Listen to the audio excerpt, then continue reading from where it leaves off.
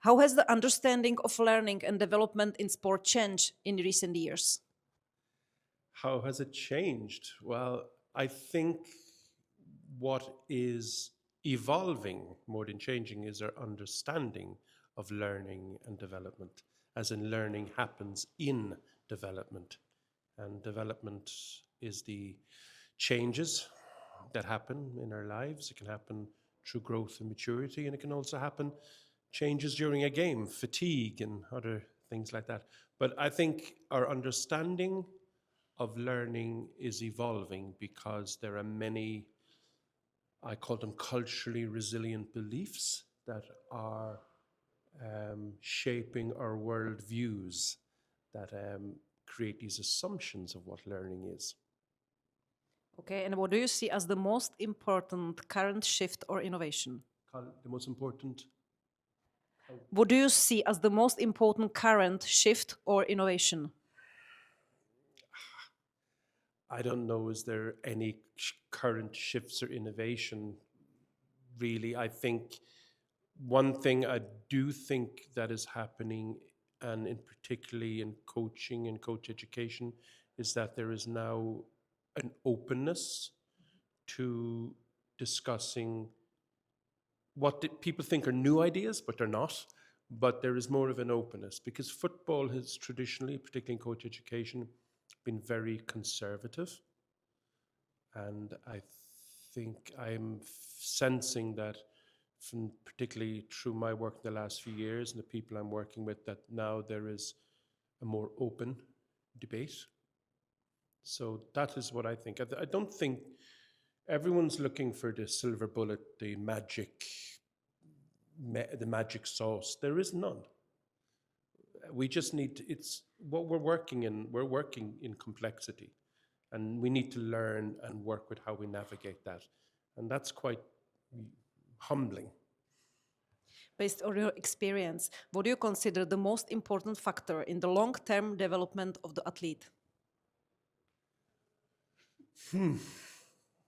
You know, if I knew that answer, I wouldn't be doing this interview. I would be sending you an invoice for giving you the answer. But I think one thing we need to is very important, that in all the talk about football and player development, it's still human relationships. And I think that still has to be at the center. How can coaches effectively translate complex learning theories into everyday training environments? Well, actually, what I'm going to discuss today is how a lot of these, there's this thing, people think they can separate theory and practice. You can't. Everyone turns up to practice with some ideas and concepts that have shaped their own worldview, their own theory, you could say. So I think that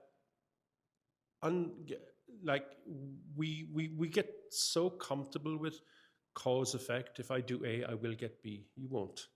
I think learning to navigate complexity, I've said this before, is an understanding what complexity is and how complex player development is. Because if there was one way to do it, we would just all do it.